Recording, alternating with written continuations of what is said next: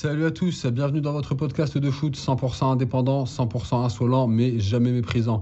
J'espère que vous allez bien et je tiens à remercier les nouveaux abonnés. On en a eu pas mal de nouveaux ces derniers temps, donc partagez la chaîne et continuez à vous abonner. On va bientôt arriver à 500 abonnés et ensemble nous allons gravir les sommets de YouTube. Aujourd'hui, on va débriefer avec sévérité mais avec justesse la 5e journée de la phase allée de la Ligue des Champions, nouvelle version, puisque nous sommes à peu près à mi-parcours et on va juger les clubs français, les gros clubs anglais. On va parler de Liverpool, on va parler de City, du Real, du Barça, du Bayern, des surprises qu'il y a eu, des monuments qui sont en péril. Je pense à City, au Real, un peu à la Juve, qui sont pas en très bonne posture. Et on va diviser le podcast en deux parties. Dans un premier temps, les matchs de mardi, puis les matchs de mercredi. Donc on va commencer avec les matchs de mardi, mais je ne vais pas détailler tous les matchs à fond parce que je n'ai pas vu tous les matchs. On va analyser les principaux résultats ensemble des grosses équipes et on va notamment s'attarder aussi sur les clubs français. C'est parti les amis, let's go. Mais avant toute chose, abonne-toi mon gars. Alors, ce mardi, on a vu une victoire du Milan AC qui s'impose difficilement 3-2 contre Bratislava. Victoire difficile du Milan qui se relance dans la qualif avec un Leao qui a été intéressant dans son entrée, qui a fait beaucoup d'appels de balles, beaucoup de jeux sans ballon. Donc ça c'est bien pour Fonseca. L'Atlético qui s'impose 6-0 à Prague. Bon, j'ai pas grand chose à dire sur ce match. Il n'y a pas grand chose d'intéressant à dire. Le match qui va nous intéresser ici, c'est le match entre le Bayern et le Paris Saint-Germain. Là, il y a plus de choses à dire. Et c'est un match que j'ai regardé en intégralité. Donc, on va analyser ce match ensemble qui n'était pas encore une fois un grand match de foot. Alors, personnellement, si j'étais un supporter du Paris Saint-Germain, je serais dépité, j'aurais les boules. C'était pas un grand match de foot déjà. C'était pas un grand Bayern dominant, comme dirait Paulo Breitner. C'était pas un super Bayern.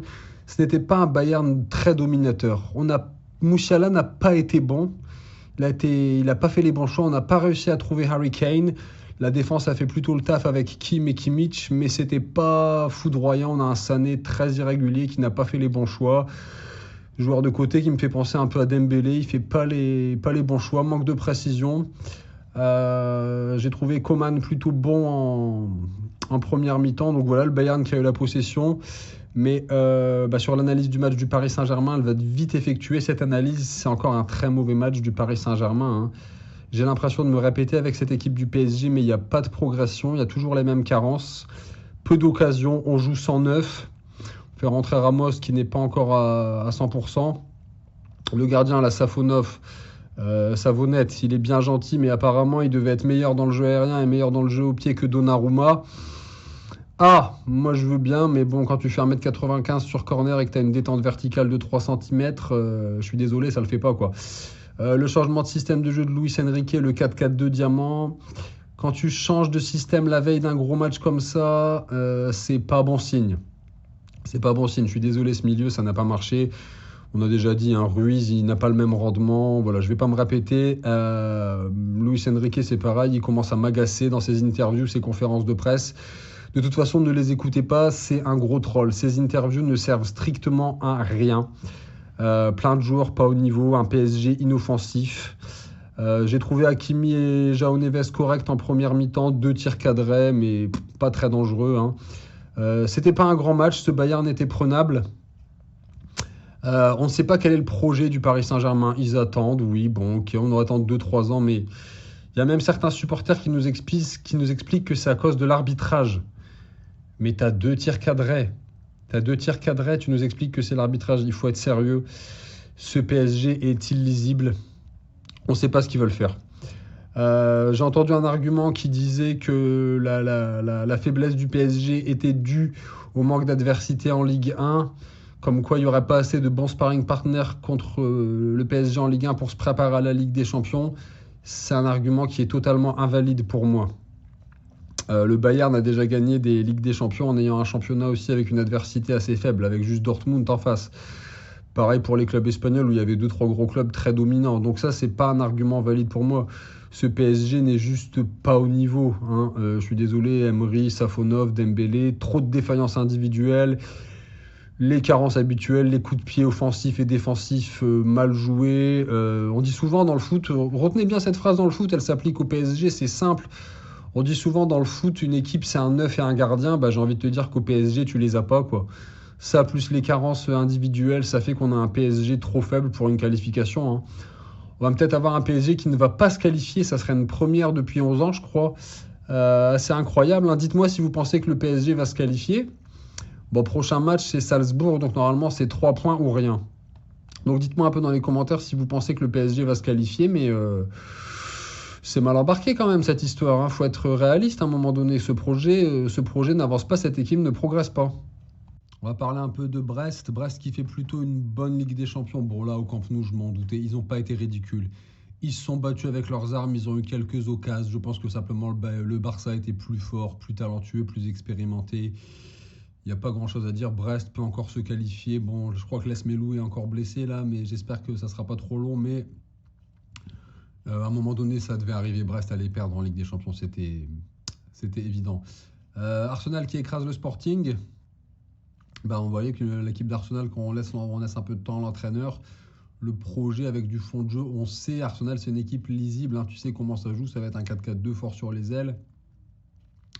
Ils ont récupéré Odegaard et Calafiori, on a tout de suite vu la différence. Arsenal qui se replace bien dans la qualif, c'est bien. L'Inter aussi d'Inzaghi, solide. Système bien maîtrisé par Inzaghi, hein, qui a un système, on en a déjà parlé, qui a un système de jeu intelligent, bien huilé, qui recrute des joueurs de 27-28 ans, Taremi, qui sont déjà prêts pour le haut niveau. Donc voilà, je pense que l'Inter va aussi se qualifier sans souci.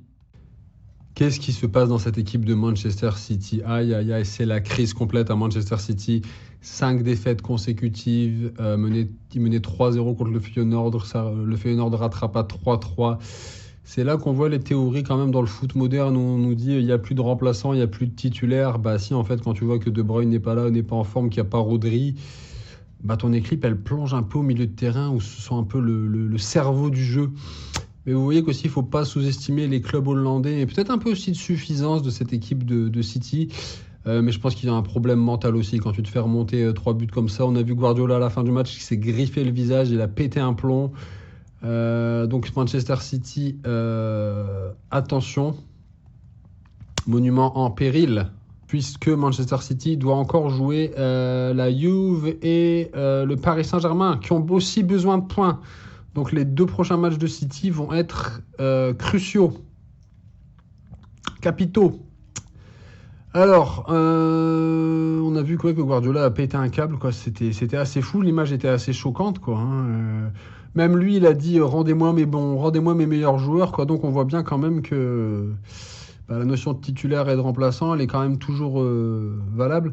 Leverkusen qui écrase Salzbourg 5-0 même avec des absents, bah, c'est bien. On voit que l'équipe de Xabi Alonso s'impose facilement, c'est bien pour eux. Je parlais un peu de l'Atalanta, qui est un des plus beaux projets européens de ces 4, 5, 6 dernières années. Une équipe qui est en pleine bourre, qui marche bien. On a un projet de jeu identifié. On a un système huilé où les remplaçants savent ce qu'ils doivent exactement faire. Ils ont battu les Young Boys 6 buts à 1. À Berne, en Suisse. Donc c'est toujours une grosse performance d'en mettre 6 à l'extérieur en Champions League, hein. Bon, même si les Young Boys, c'est pas une grosse équipe. Mais regardez bien le cercle vertueux qui est en train d'enclencher l'Atalanta. L'Atalanta, l'année dernière, ils ont été performants en C3 et là, ils deviennent performants en C1. Ça veut dire que pendant ces journées de C3 l'année dernière, tu te prépares physiquement à 2 matchs par semaine, tu te prépares à l'exigence du haut niveau physiquement et mentalement, tu améliores ta rotation de joueurs, tu recrutes des joueurs, tu gagnes un peu d'expérience, tu gagnes un peu d'argent, tu crées un cycle vertueux avec un système, un projet. On a laissé le pouvoir aux techniciens à Gasperini, qui est un excellent entraîneur, bon, certes un peu autoritaire, mais bon, ça marche. C'est assez marrant parce qu'en France, on voit que certaines équipes qui bazardent la Coupe d'Europe en nous expliquant que l'important c'est le championnat. Donc tu bazardes une Coupe d'Europe, mais tu mises tout sur le championnat pour te requalifier pour une Coupe d'Europe que tu vas rebazarder. Je comprends pas cette logique. Enfin bref, l'Atalanta, une très belle équipe qui joue bien. Regardez De Ketelaere, Lookman, Retegui, même le milieu c'est bon aussi. Regardez le petit défenseur suédois Yen qui est excellent. Kolonisak aussi qui est très bon aussi. Qui met aussi parfois des buts de la tête. Donc je voudrais féliciter cette équipe avec Gasperini et aussi le directeur sportif d'Amico. C'est lui qui supervise un peu une partie de la direction sportive et un peu du recrutement. C'est lui qui avait fait venir Cop Miners il y a 2 ans, tout ça. Donc il cible très bien les profils de joueurs. Regardez la progression de Retegui cette année, par exemple, quoi. Et faut vous dire que cette équipe de l'Atalanta, elle a encore des joueurs blessés. Il y a Scamacca et Scalvini qui vont revenir. Voilà, c'est ce qu'on pouvait dire sur les matchs de mardi de cette nouvelle formule de Ligue des Champions. Et je pense qu'il y a des gros qui vont tomber. C'est tout à fait possible. Attention au Real ou PSG à City. Et justement, le Real, on va en parler dans la deuxième partie, dans les matchs de mercredi. C'est parti. Moi, j'aime bien cette nouvelle formule de la Ligue des Champions. Honnêtement, on a encore eu des matchs incroyables avec des scénarios fous et pas mal de surprises. N'oubliez pas de vous abonner, les gars, si le podcast vous plaît. Lille, bravo le LOSC, une équipe du LOSC qui a réussi à gagner à Bologne. Une belle performance. Même si Bologne est moins fort que l'année dernière sous Thiago Motta, ils ont perdu des joueurs. Il faut quand même saluer ces grosses performances du Lille qui bat le Real. Qui est performant en Ligue des Champions. Il faut donner du crédit à Bruno Genesio. À un moment donné, quand tu répètes des telles performances en Ligue des Champions, battre le Real, faire match nul contre la Juve, aussi ces performances, ces matchs avant, que tu es bien placé pour te qualifier, c'est pas du hasard. Okay, il faut donner du crédit à Bruno Genesio. Mais comme Bruno Genesio, il parle calmement, comme il n'est pas assis sur une glacière et qu'il pète pas des plombs, qu'il parle pas espagnol, tout le monde s'en fout de lui, alors que c'est un très bon entraîneur. Il gère parfaitement les jeunes, il les met parfaitement en confiance, il sent très bien les coups, il met le jeune Mouko qui marque, il met Sarawi, il fait bien le turnover, son équipe joue bien, il fait rentrer Haralson, Zegrova, il est là de temps en temps, Joe David, il fait les efforts, un excellent gardien Chevalier qui a une équipe de France.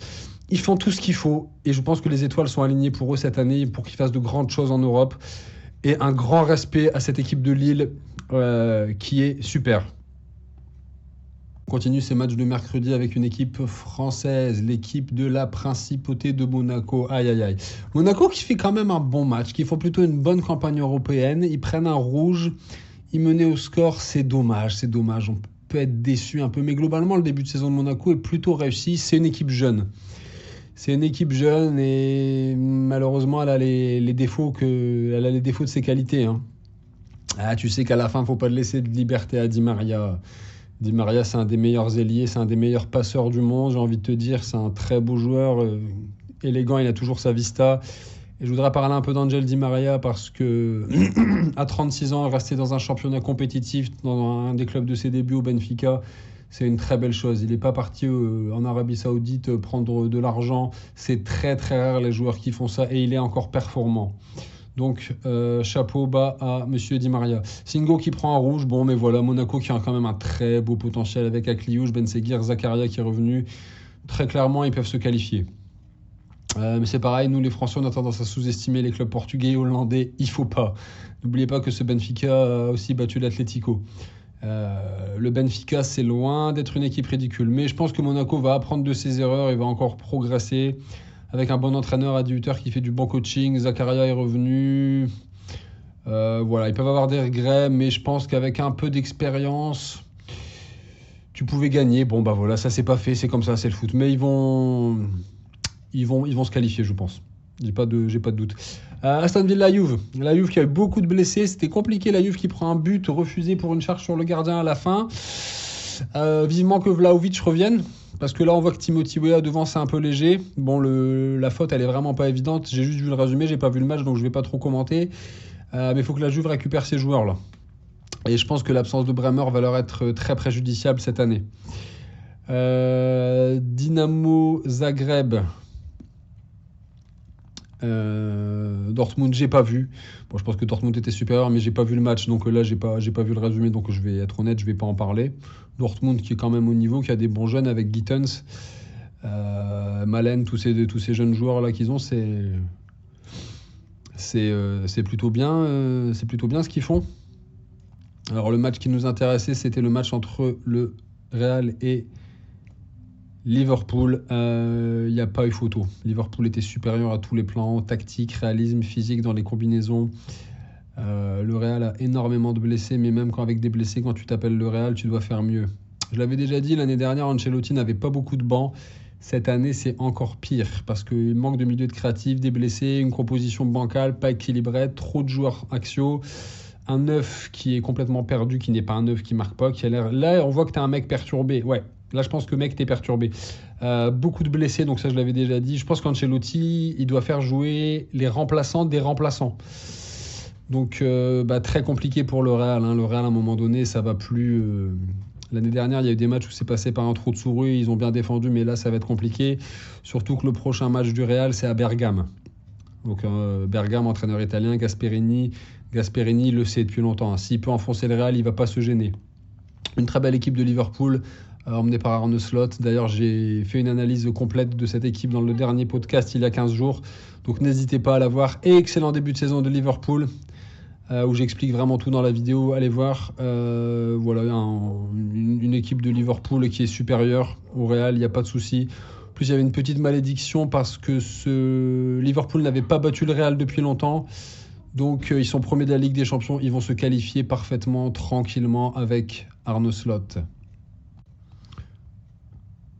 L'étoile rouge qui écrase Stuttgart. Assez étonné parce que Stuttgart avait fait plutôt des choses intéressantes. Là, j'ai pas vu le match. Donc, comme quoi, vous voyez qu'on dit toujours qu'il n'y a plus de petites équipes. Oui. Alors là, les deux matchs, là, Sturm Graz, Gérone et Celtic, Glasgow, Club Bruges, honnêtement, j'ai pas vu les résumés, donc je vais pas en parler. Un peu déçu quand même de Gérone par rapport à ce qu'on avait vu l'année dernière. Bon, voilà. Et le PSV Eindhoven qui fait une remontada pour aller battre le Shakhtar Donetsk. Donc vous voyez, c'est bien ce que je disais avant, il ne faut pas sous-estimer les clubs hollandais. Voilà. Donc, voilà, parce que le PSV à lui tout seul a un plus gros palmarès que tout le football français réuni. Donc, il ne faut pas les sous-estimer, il faut être humble, les amis. Donc, les tendances qu'on peut dire pour cette... on est à mi-parcours de la Champions League. Je pense qu'il y a 2-3 gros qui vont dégager au premier tour. Moi, personnellement, j'aime bien cette formule de Ligue des Champions, même s'il y a 2 matchs en plus. Je trouve qu'on voit des affiches inédites tout de suite, des gros contre des gros, c'est bien, on n'a pas à attendre. Des scénarios fous, on a pas mal de buts. Je crois qu'il y a pas eu de 0-0 ou très peu. Des matchs plaisants dans l'ensemble, du spectacle. Ça, c'est bien. Ce qui me dérange un peu en ce moment, je ne sais pas si c'est lié, j'ai pas les analyses, j'ai pas vu de data de stats là-dessus. Puis j'ai pas les compétences médicales. C'est je trouve qu'il y a énormément de blessures depuis l'hiver là. Blessures dans les gros clubs, dans les petits clubs, des blessures au Real, des blessures au City, des blessures à la Juve, des blessures à Arsenal. Donc je sais pas comment ça se fait. C'est un constat que je fais comme ça dans le podcast. Donc voilà, c'était un podcast un peu différent qu'à l'accoutumée. J'espère que ça vous a plu. Parce que si j'avais fait tous les matchs détaillés, honnêtement, ça aura duré 3 heures. Et il ne faut pas déconner, j'essaie de faire un podcast qui dure entre 15 et 20-25 minutes. Voilà, j'ai peut-être été un peu sévère avec certaines équipes, mais c'est la Champions. Tu veux te qualifier là sous la nouvelle formule, il faut être exigeant, les mecs. Il faut être exigeant. C'est la Champions League, c'est le top. J'espère que le podcast vous a plu, les amis. N'hésitez pas à commenter et à faire vos suggestions. Et on se retrouve bientôt pour des nouveaux podcasts de foot. Salut à tous, bye!